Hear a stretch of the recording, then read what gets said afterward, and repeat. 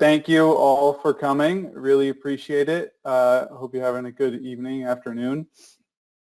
Today, we're going to be doing a webinar on how to build better aircraft faster. We're focused on student competition teams in aerospace and rocketry. So the agenda for today, I'm just going to do a short intro to tell you about Altair if you don't already know, and then my colleague Eric Larson is going to give a short demo on Inspire to show how it can be used for lightweighting and topology optimization. And then my colleague Daniel Enriquez is going to walk through FlightStream, where he'll show how it can be used for aerodynamics analysis and flow analysis. At the end, we can have some questions, and if you raise your hand or type in the chat and you want to speak, feel free, you can ask. So at Altair, our vision is to leverage computational science to drive intelligent decisions for a more connected, safe, and sustainable future. In aviation and space, we cover a lot of different areas in simulation and data science, as you can see here. And our solution stacks of our software that we have, as I mentioned, cover different areas within those topics. So the objective for today is to, show you what can be accomplished with Altair products specific to aerospace and rocketry teams for competitions like Design, Build, Fly, GoAERO, 3D printed aircraft competition, Spaceport, America Cup, any of those. And as student teams, we want to support you. So you can have access to our full suite of software if you request sponsorship and communicate with us. There's tons of training videos, webinar recordings, things on our Altair Learning platform and our YouTube that are created specifically to help student users get started with this technology. And before we get started, I just wanted to say that we have a global student contest where, if you optimize, this year it's for robots specifically, but if you are to optimize a robot or something like a robot using our software, you could enter to win and potentially win some cash. We have different awards coming out every quarter. And just to show you, how we also support other teams. We're heavily involved in other competitions, and teams like University of Michigan Solar Car have been using our technology for a lot of different applications for their structural analysis, aerodynamics analysis. Teams that want to break world records are using our technology, and the list goes on. But I will pass it off to Eric here to talk about Inspire. Excellent. Thank you very much, Tim. Appreciate that. And hopefully you're all seeing my screen here now. Coming through? Perfect. Okay, so thank you, Tim. I appreciate the introduction. One thing I just did want to quickly add on, yes, it is a robotics competition, but we are taking a very broad approach to our interpretation of a robot. So don't feel that it has to be your standard arm moving over, picking something up, that sort of stuff. We've accepted autonomous drones, many other things. So being in a flying contest framework does not necessarily preclude you from entering your work into that competition. If you're working on a drone or something like that, or even an aircraft that's kind of autonomously flying or whatever, we're going to be pretty broad with that interpretation of what's a robot and not. So if you're working on something, we'd love to see what you have to offer for us. But that being said, I am here to talk about our software called Inspire. And Inspire is kind of an all-in-one toolbox for design. It allows you to do things like run structural analyses. It allows you to do what we're primarily going to focus on tonight, optimization. it allows you to simulate dynamic systems. In fact, somewhere at some point in time, there's probably a video of it somewhere, I simulated in motion some flaps coming down off the back of a wing, activating with a hydraulic actuator. And we have limited fluid design. Definitely what Daniel's going to be talking about later with FlightStream is definitely more in your ballpark. But this is a kind of an all-in-one toolbox, and it was created to make analysis and optimization easier. And I think after I'm not going to be doing a training here, but more of an introduction into the capabilities of it. But we have a number of websites that you can get trained on it pretty quickly by literally just watching a few videos. But just to show you the ease and use of this, as you can see here, I've got a wing rib and a couple of spars and some stringers. And I want to optimize this big section here. I'm not going to mess with these right now. They've got holes in it, possibly to run something through there. But I want to optimize this. I want, obviously, my wing to be as stiff as possible, but still obviously allow a little bit of flexibility. But most importantly, I want these ribs to be as strong as possible, but as light as possible. I want to optimize the material usage. I want to make sure that the material I throw into this design is put in the right place to accomplish the job and not have any extraneous material in there. And that's what optimization is really all about. And it's surprisingly easy using Inspire. So I brought this in. This actually was an entire wing, and I just kind of sliced it here. So I just got a little bit of a rib and this one, a little bit of a spar and some stringers and this one rib here. And what I've done is I've filled in this entire space in here. And ultimately what that's going to be is what we call our design space. When I click on it, design space, it's going to turn red. And what's going to happen is the optimization process, being subtractive, is going to carve away from that.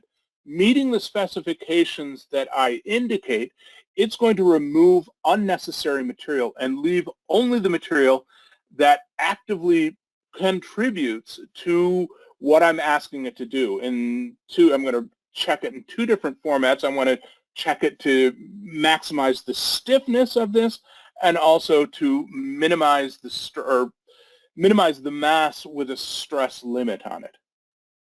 And adding your features here, you can see I've got a number of what we call supports or constraints. They hold the thing in place, and I just put them at the ends of these. I put a force on here. I've got it pretty much set up, but I want to show you real quick how easy it is to add a force or a support. I come to structure, I select my constraint, I indicate the surface I want to put it on, and there, that's it. It's that face is held in place. And with Inspire, I don't have to worry about the fact that this is connected to this, is connected to this, is connected to this. When I'm in Inspire and it takes a look at the geometry, and let's take just a second to visualize, but what it's going to do, it's going to automatically define contacts between connected surfaces. So I literally don't have to do anything. I just bring the geometry in. Now, if I want a little bit more of an accurate representation, I can put fastening members in there and allow the surfaces to separate. But as it is, I bring the geometry in, and we do support literally any form of geometry you want to bring in here. So we've got CATIA, we've got Pro-E, we've got SolidWorks, UGNX, some of the big ones right off the bat. If you don't have it in those formats or a different CAD software, we support IGES, we support STEP, we support Parasolid. Some way, somehow, there's going to be a format in your CAD software that's going to be supported by an Inspire. And it's just going to come in. And it's going to automatically bond itself together. I don't have to do anything. Even changing the material is super simple. I just right-click on this. I select material. Defaulted to steel AISI 304. I can come down here and say, no, I don't want steel. This is an airplane. I want aluminum 7075. And now it's aluminum 7075. And the mass calculations on this would update for that. So you can see now this is 2.337 kilograms. And I can go through, I can select them all as a whole, or I can do them individually. So I could have as many different materials in here as I want. And we do support custom materials. I can define my own materials. Plus we have a pretty extensive library of materials that comes along with the software that cover all the popular steels and aluminums and titaniums, and even moving into some of the plastic, ABS and nylon for those of you who want to 3D print parts. We've got them covered. Even units within Inspire is simple.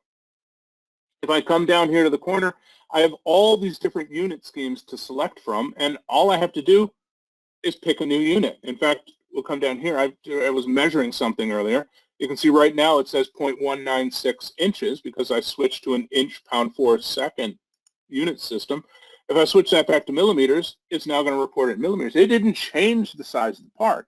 The part is exactly the same size. It's now just referencing it in a new unit. And I'll tell you, from a 30-year career in FEA, units can be a tricky, tricky thing, making sure that everything agrees with everything else. In Inspire, you don't have to worry about that. It's already predefined, and when I do something like want to create a force on a surface, which it's as simple as clicking that surface, it tells me I want this in newtons.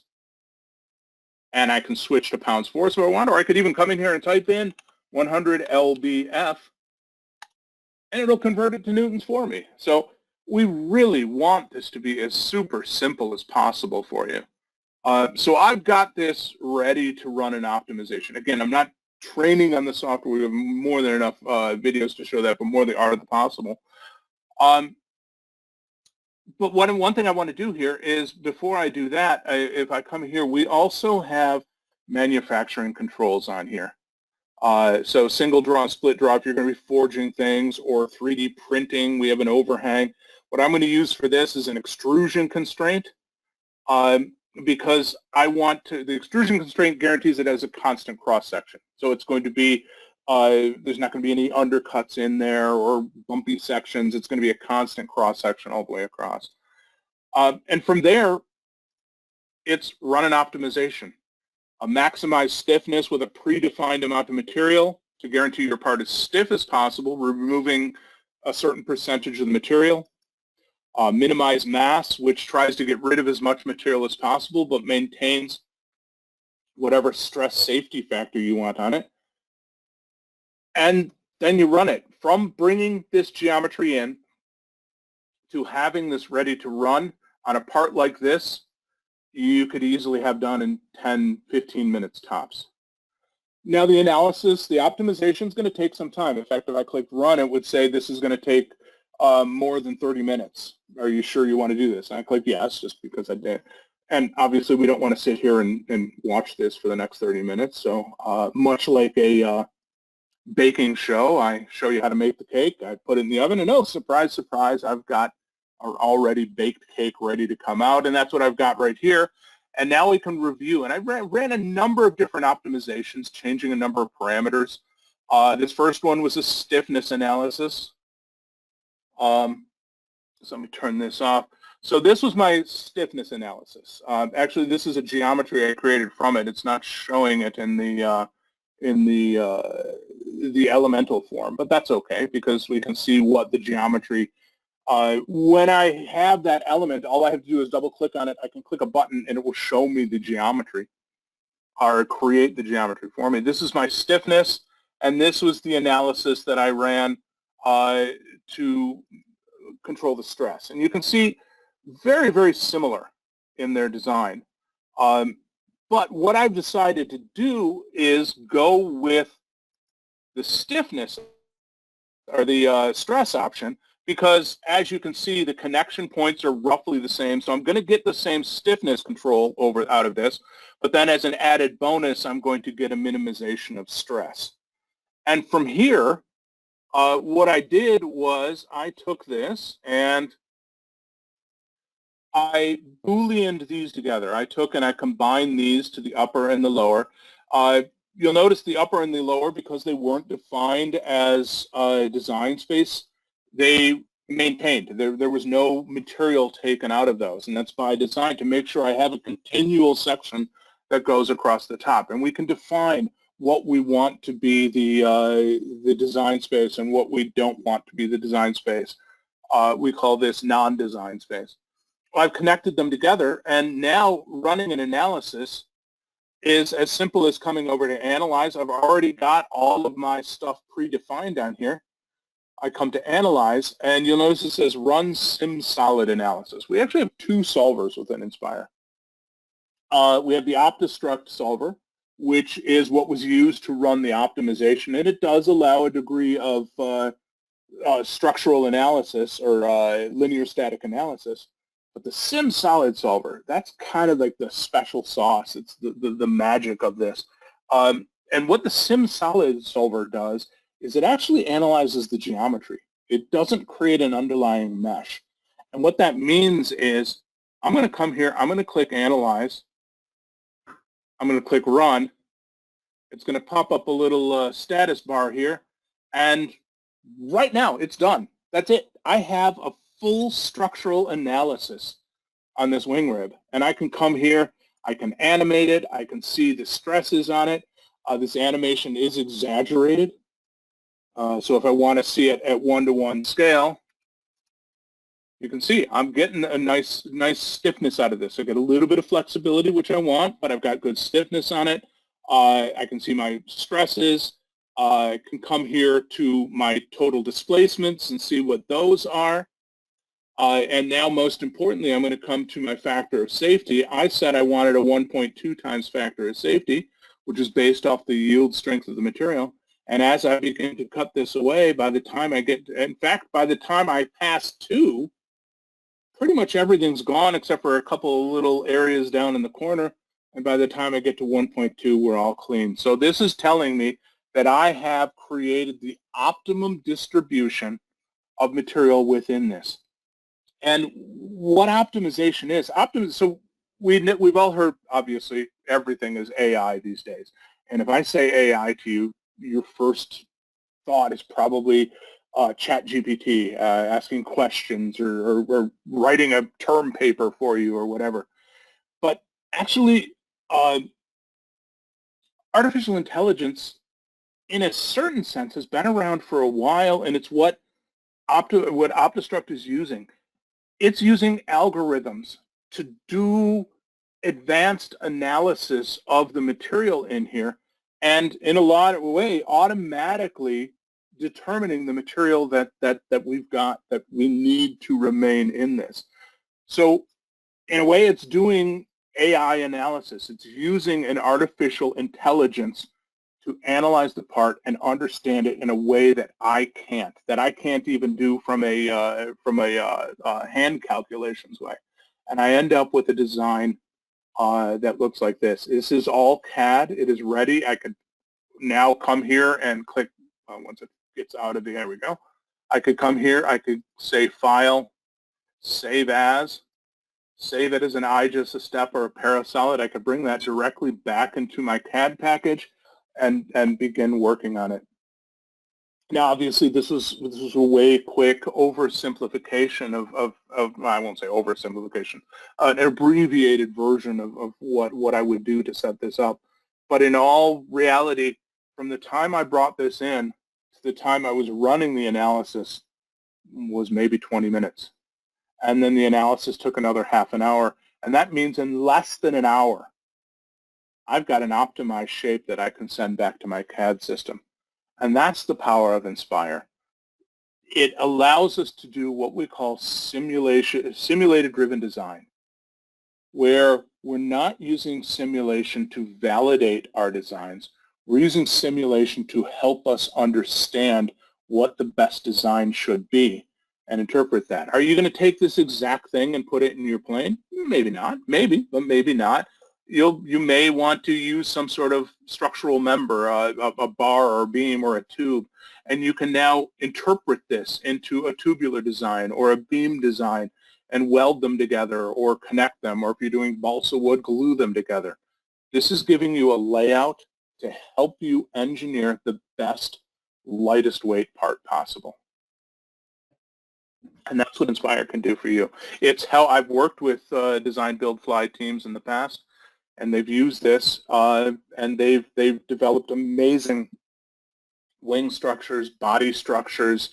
It's used on landing gear. It's used all over aviation.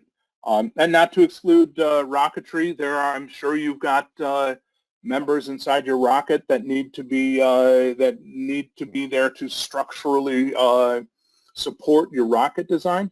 You could do this on those as well. And so that's all I've got. I appreciate you taking the time to watch this. I'd be happy to answer any questions about it when we get to the Q&A section. Or were there any questions in the chat? Eric, there's a few questions in the chat that got asked while you were presenting. First one, can the software account for wood grain orientation? No, so there are some limitations. To make this as universal and straightforward as possible, there are some limitations. This is a homogeneous material, so we're not taking into account multiple Young's moduli in fiber and cross fiber direction, which then of course lends to the next thing. It doesn't simulate composite as something that has two different strengths. I've had teams analyze, many different teams from many different competitions analyze composite, but viewing it more as a homogeneous layup of the entire composite, you know, with all your angles in there, and taking a look at it from the layup standpoint and not from the ply standpoint. So while I can include wood in here, specifications, wood has a Young's modulus, one thing I can't do is define the fiber direction. We have softwares that can do that. They're a bit more complex. We have them, but Inspire right here cannot. Second question. So Christian says, you mentioned doing one simulation for stiffness and one simulation for stress. To clarify, yes. Is this a result with constraints to maximize stiffness, minimize weight, and keep within the maximum stress? Or is this multiple simulations, each optimizing to one of those constraints, and then the user combines them as desired? Okay, so the short answer is the latter, but let me give you a brief explanation here. When I come here to maximize stiffness, what the algorithm is going to do is it's going to try to take this original layout here, and it's going to try to say, what is the way that I can make this big red thing as stiff as possible, which doesn't take a lot of thought into it to realize, well, that's as stiff as possible. So it would just say, okay, I'm done. So what we do is we put a restriction on that, or we put a qualification on that, which is % of total design space volume. So I believe I did this at 20%. So I said, you get 20% of that big red volume there, and that 20% has to be laid out to make the part as stiff as possible. Not taking stress into account at all, actually. But from that, I could very easily run a stress analysis. Now, on the other side, minimize mass, its goal is to get rid of as much of the red as possible. And left unchecked, it would say, okay, red gone. So what I have to do is put some sort of restrictor on that. In this case, it's a stress safety factor. It takes the yield strength of the material, divides it by, in this case, 1.5, and says, okay, that's my stress limit. And once stress starts creeping up, it says, okay, got to stop here and move over to this part. So that's why we end up with technically two different answers. This right here. So this is my minimize the mass with a stress constraint. This is the result of my stiffness constraint. Now, in a lot of cases, what people will do is they'll combine them together. I opted not to, simply because by looking at my stiffness constraint and my stress constraint, I see they're kind of doing, the stress one is kind of handling the stiffness. It's mounting in the same locations. It has the same members going in the same direction. So my interpretation of that is this is handling the stiffness, making it as stiff as possible, plus I'm getting the added bonus. But the long answer is, yes, oftentimes you'll have to kind of self-merge the two together. Again, this is not a tool to design things for you, but a tool to help you engineer the best design. So great question. I appreciate it. There's a few more questions that came in. Next one, Sarthak's asking, does Altair provide any suggestions on how this could be manufactured? He said that it seems to be tough, potentially tough for this optimized design. So that's why I included the manufacturing constraint in here, because actually by giving that extrusion constraint, and I'm obviously not going to extrude that, but the extrusion constraint guarantees I have a continual cross section. What that means is I could take a piece of plexi or a piece of aluminum or a piece of wood, and I could put it down on a water jet cutter or a laser cutter, and I could laser that out, and I've got it. Or I could say, you know what, I'm going to be using 10 by 10 millimeter wood cross-member, not dowels because those are round, but a square version of a dowel. And I could say, okay, I need one here, and I need one here, and I need one here, and I'd cut them and put them together. So yeah, it looks complex, but in reality, it's actually very simple because it's simply a bunch of members put together. And whether I create this by cutting it as a whole or by putting a bunch of pieces together, I have the layout of what I want. And that's why I specifically chose the extrusion constraint to guarantee that it would be that constant cross-section all the way through that I could laser or water jet cut if I sought to go that route. Alternatively, Eric, would you maybe 3D print this? Yeah, absolutely. So I appreciate you bringing that up. Another option, I've got a roll of carbon fiber 3D filament in my printer right now. This might be a little big for my printer, but if it's not, I could absolutely lay this down. And since, again, it's an extrusion, no support. It's just all going to build up. Probably wouldn't even need a raft on it because it's got enough contact on that. Or if my printer wasn't big enough, I could separate it here, print it in 3 pieces, and CA glue them together, and build it as a whole. So yes, absolutely, 3D printing is a possibility. Why don't we, just in the interest of time, can we table the remaining questions so we can get to Daniel's presentation? And then this technically ends at 8. I'm willing to stay after to answer any questions. I don't know about everybody else, but I'd be happy to stay after and answer questions. But I do want to make sure we give Daniel the time that because he's got just absolutely mind-blowing stuff to show. So I will relinquish the floor and the mic, and I will stop sharing my screen. And for those of you who ask questions, I promise you will not walk out of here with your question unanswered. Let's just give Daniel the floor first. Fantastic. Okay. Great. So in order to do your structural analysis, you're going to need loads. So where are those loads going to come from? Those loads are going to come from your aerodynamic solver, such as FlightStream. So yeah, this presentation is really going to be geared towards any aircraft designers or aerodynamicists on the team. So maybe first I'll start by showing this tool real quick. This tool is called VSP, OpenVSP. It's an open source software. You can download this right now and start laying out your CAD aircraft. So I just want to show that I built this aircraft model inside of OpenVSP. This took me maybe, 10, 20 minutes to do. And after you build in here, you can export that model and then import it directly into FlightStream. So, as I do this, I'll just say FlightStream is an aerodynamic solver, sort of like CFD, but slightly different assumptions than the CFD maybe you're used to hearing. So maybe at this point, I actually want to transition to this slide. Can you see the slide? Yes. Okay, great. So this slide actually lays out where FlightStream lives inside of the ecosystem of possible CFD tools.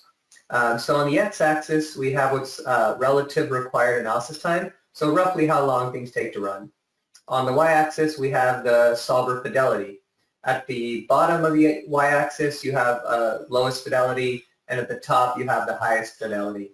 And so you can see that as you increase in fidelity, you also increase in time to solve.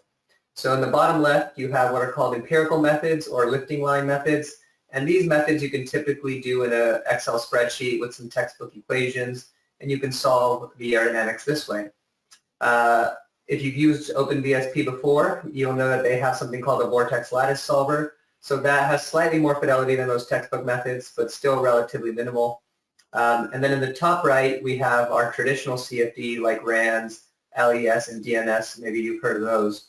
And those take a long time to run, a long time to set up, but they'll give you the highest fidelity. So right in the middle of the pack, we have what are called panel methods. And FlightStream is a subset of panel methods. So we get about mid-fidelity accuracy, but with a lot lower runtime than traditional CFD. And we've actually augmented FlightStream with several physics equations to allow us to capture more of the physics while maintaining similar runtimes. So we're actually pushing up and to the left compared to traditional panel methods. And so with that, we are able to actually get CFD-like fidelity with a fraction of the runtime. Yeah, so I definitely, recommend, especially if you're in school, grad school, you definitely read up on panel methods, as that is something that shows up a lot in the industry. But yeah, so now that I've laid that groundwork, let me go back to my simulation here. So we're back to my aircraft model that I exported from OpenVSP. And OpenVSP actually created this mesh for me. So I didn't even have to mesh anything. When you set up the components, you set up the mesh, and then you can bring that mesh directly into VSP or into FlightStream. And now I'm going to do an operation to create a watertight geometry.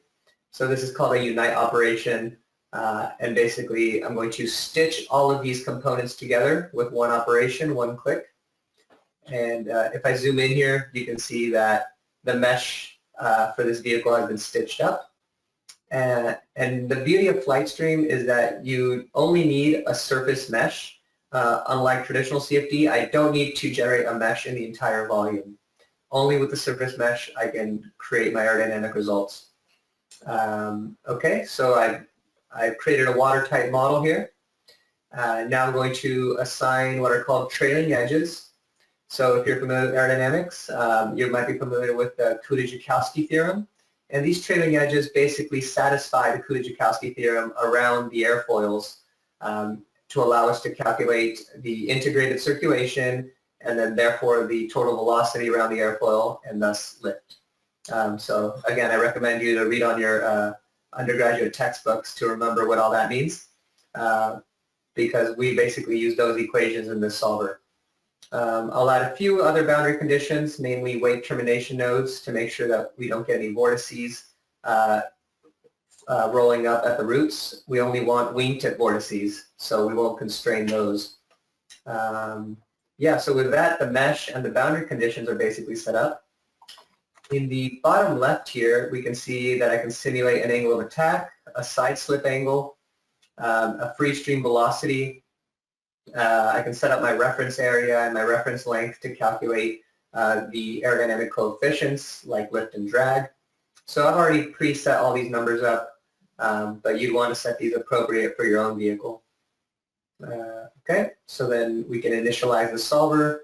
This is the initialization tab where I would set a couple properties like pick a solver model. For now, I'll leave it as incompressible. I'll select the boundaries I actually want to solve for. Set a weight termination location. I can talk about that in a second. And then I can initialize the solver. So it's pretty quick, maybe just 5 seconds here. And yeah, I'm doing all this in real time. That's the beauty of FlightStream. It runs really fast.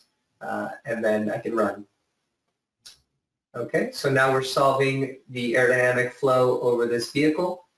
If I right-click, I can show the coefficients of pressure. Maybe I will change my range here to show a little bit better those coefficients. Yeah, so my range here is from -2 to 2. And we can see that the flow over the top of the wing, maybe I'll reduce this a little bit more. Yeah, there we go. That's better to see. So you can see that the flow over the top of the wing has a more negative pressure, which indicates a faster velocity compared to the bottom side. So you have the suction side of the wing and the pressure side of the wing, and together those forces interact to create lift on this vehicle. So once this is done, we'll let it run out to 500 here.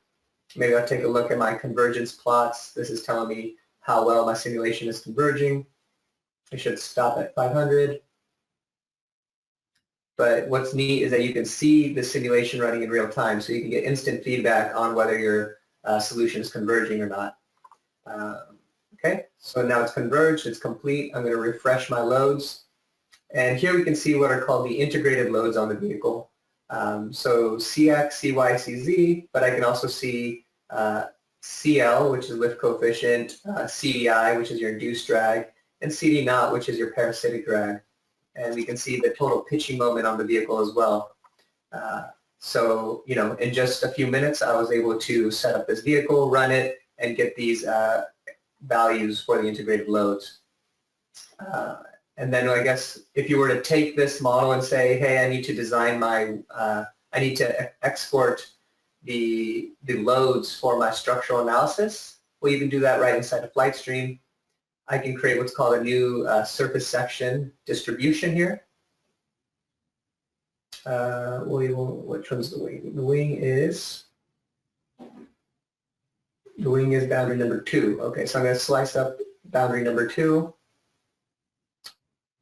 The distribution over boundary number 2, which is a wing. I'm going to create that. And here I'm basically making cuts along that wing.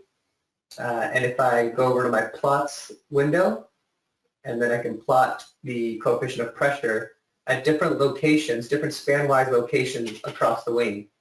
And I can take those distributions and apply them as forces in Inspire.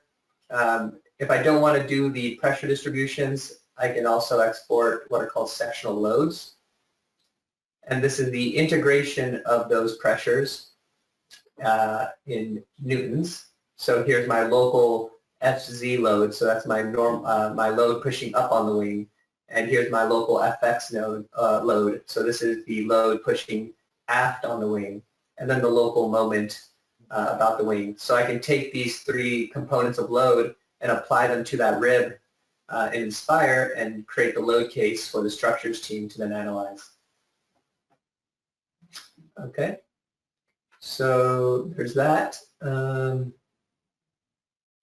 Yeah, and then if you wanted to do also multiple sweeps, let's say I want to understand the entire drag polar for this vehicle, we have toolboxes that allow you to sweep across multiple angles of attack. Here's -10 to 10 in steps of 2, and I'm going to go ahead and run that.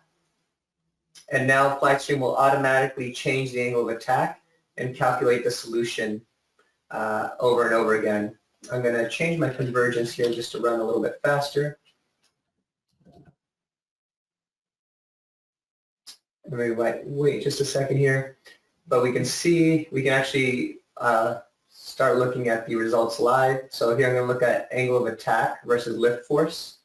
And we can start seeing that linear trend. So as the angle of attack changes, the lift goes up. And this type of plot here is actually very useful when you're trying to calculate the cruise performance of your aircraft or even the takeoff performance of your aircraft. You might want to use something like this in what are called the Bricquet range equations to calculate the range of your vehicle. And so I know that's an important part of designing UAVs or aircraft for like student projects like Design, Build, Fly.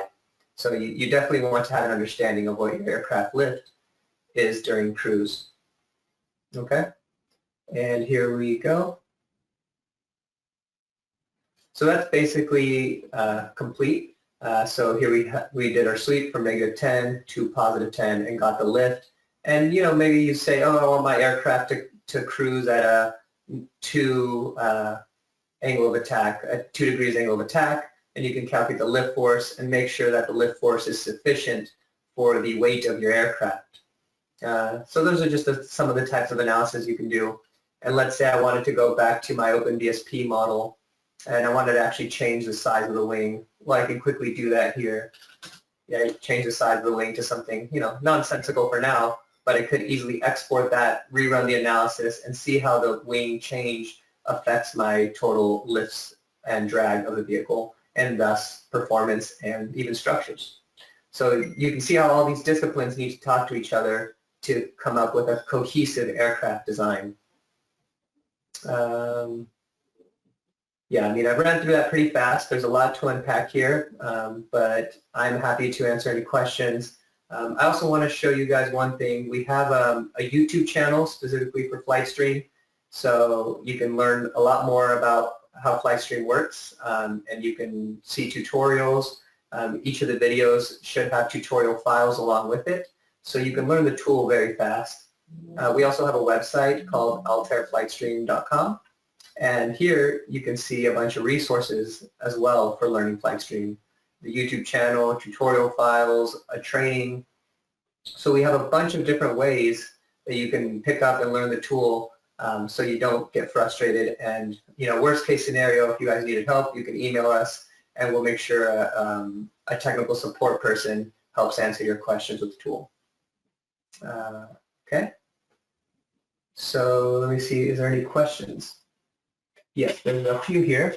There's a number of them. If you can read them, Daniel. Yes, I can read them. So I'm going to read just the aerodynamics ones. So when reviewing the validation PowerPoint, I noticed the balloon lift accuracy is good, but the drag.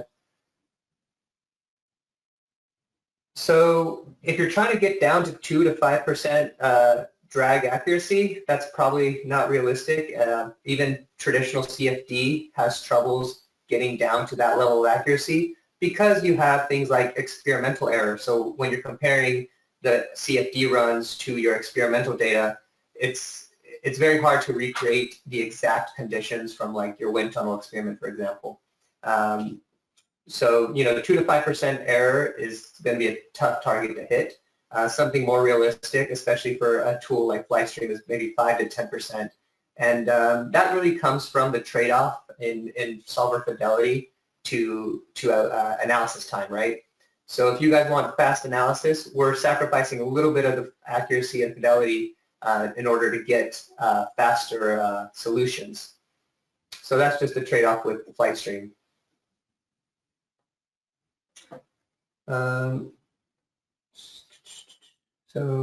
Okay, so that's another question, and then 2 other questions. So what color maps does this solver provide? We provide several different color maps here. So if I click here, you guys can see the different color maps. So there's this hot and cold one. There's something like Veritas. I know Veritas is a very popular one. But if you're not happy with the color maps here, you can always export the results. And then if I save them, I can import them into something like a tech plot to visualize further.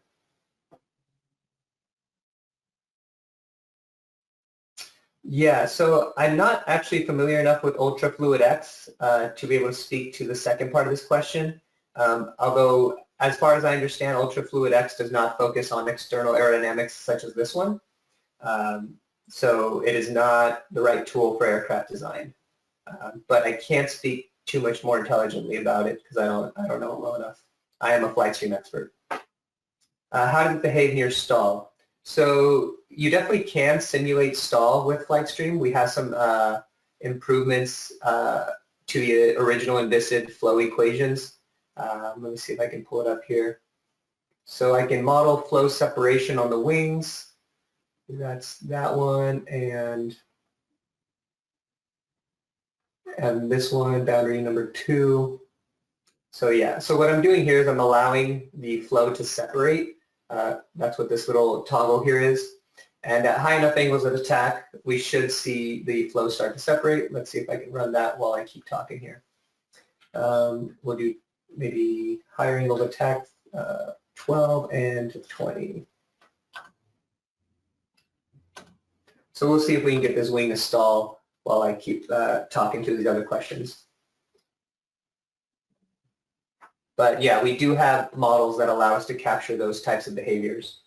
So we'll let that run. I'll answer the next question. Can we import from a CAD software like Siemens NX? Yes, you definitely can. We have the capability to allow you to mesh within FlightStream, and you can mesh directly on what IGES surfaces. So IGS is the format that we would read in, and I know that NX can output an IGS file, so you could do that. How do we add point masses or load distributions to our model so it approximates the stability as close as possible? So You would not add point masses in FlightStream. FlightStream is only an aerodynamics solver, so you would do your stability analysis in a separate tool. So you can get the aerodynamic derivatives in FlightStream, but not the stability analysis. And so the load distributions that come out of FlightStream are only the aerodynamic component. You would have to use a different tool to sum the aerodynamic portion of the load plus your inertial load to get your total load on your wing. So yeah, the TLDR, FlightStream only does aerodynamics, not the inertial load. Did FlightStream change that has been moved to Altair? We've definitely gone through some changes, maybe more specifics on what you mean, but we've definitely undergone, like we're now in the, as part of the Altair system, where we use Altair licensing rather than our old research and flight licensing. For example, we have different documentation that's coming out, but the tool is generally unchanged, the tool itself. It's more stuff, all the documentation stuff around the tool that is changing. And just going back to that other question, here's our stall curve. So we were able to see that wing stall out. So yeah, FlightStream can do that nonlinear behavior. How would you compare FlightStream's performance for fixed wing aero analysis versus multi-rotor rotor? We have plenty of cases where we've used FlightStream for rotor analysis, both static and in-flight analysis. So if you're interested in getting those case studies, or you have a specific case study in mind, please reach out to me after this call, and I will make sure to, we'll talk to you further to try to understand your application. But in summary, FlightStream can do all of those applications. Weight termination node. So the last question, it's a weight termination node, not mode. So just we need to add this little dot here to tell FlightStream to not create a wingtip vortex at the root. Can we simulate propeller effects? Yes, we definitely can. We have several different ways to do that. And so if I go back to I have this really long PowerPoint presentation here, but let me maybe show you this. We have this kind of simulation of a helicopter. So it's got blades turning, and we have the wake impinging on the aircraft. And you can see the pressure distribution change as a result of that. So yes, we can do propeller effects. Okay, that was some rapid fire question answering, but I think I got through them all. Yeah, if you guys are interested in learning more, please reach out. Do I have my email on here? Let me see. I don't have it here, but you can reach out to Tim or one of the other Altairians and get in contact with me directly after the presentation. For student teams, do we need special license? I think, Tim, no, they don't, right? They just you sign up with their EDU email to get access to Altair products. Yeah, there's a few different ways. I mean, if you're representing a student team, I recommend using the link that I sent in the chat to request sponsorship. If you're looking to use our tools for learning in the classroom or projects that you're working on, I will send the link in the chat to get set up with our Altair Student Edition. With our Student Edition, you'll be able to create a student account in our Altair One platform. It's like a cloud platform that contains all our tools in one marketplace. I can show you that in a sec. But I'll share the link to the Student Edition, so at the very least you can get signed up and get started in Altair One, find the products you need, download them, and get to work as soon as you want. But with the student sponsorship, submit the form and we will be in touch with you. And Tim, before you wrap up, there was one, just going through the questions, there's one more Inspire question I wanted to address with a quick demo here. So if you give me about 3 minutes. Okay, so there's a question, let me just read it exactly as it was. Come from Abacus. I'm used to restraining movement in multiple directions from boundary conditions, struggling to specify a fully in Castra. or simple support. I don't know how to represent them differently in Inspire software. So by default, if I come here and I create a support within Inspire, it'll show the icon there, but what you're focusing on is that entire surface. So that entire surface now has a fully encoster constraint. That is the constraint that's created by default. I can double click on this though, and you'll see I get these arrows. So you'll notice that this is a whole heck of a lot simpler than the standard approach to defining supports or constraints. Because if I want to free it up in this direction, I just click that arrow, it turns green, and then I even get a graphical representation. These kind of like these little rollers here showing me that it's in that direction. Now maybe I don't want it exactly in the Z-axis. I can click this little move, and I can rotate that frame of reference. I can rotate it by 5-degree increments by just manually rotating it, or I can type in 22.5634, and you'll see it even adjusts the graphic. And then if I want to make just like a planar constraint, I double click it again, I'll free up this axis, and now I get this caster ball on there, which tells me that it is free to move in plane, but not out of plane. So hopefully that addressed your question about constraints. They're really, really super simple within Inspire. Easier than any other software I've encountered, at least. So I will stop sharing now and let Tim talk about his wrapping up stuff here. Yeah, let me, I will share my screen and just show you all the marketplace that I mentioned. So this is what once you sign up, create an Altair One account through the Student Edition link that I shared, or through if you request sponsorship with us, I do recommend creating your Altair One account first.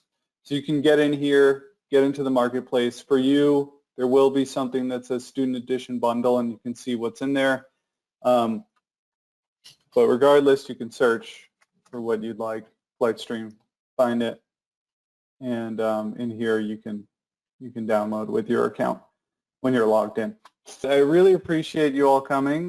Thank you for taking the time out of your day to attend. And again, if you have any questions, just reach out to us. The goal here with our technology is to help you go beyond CAD, to simulate, to analyze, to optimize, so that you can win your competition. So, one of the student teams, that we work with, that we've helped, has said to us, you don't need Altair to participate or to do well, but you need it to win. And so for some of these student competitions, having technology like ours to help you, it can really go a long way. Well, that's all. Appreciate it. Thank you for your attending.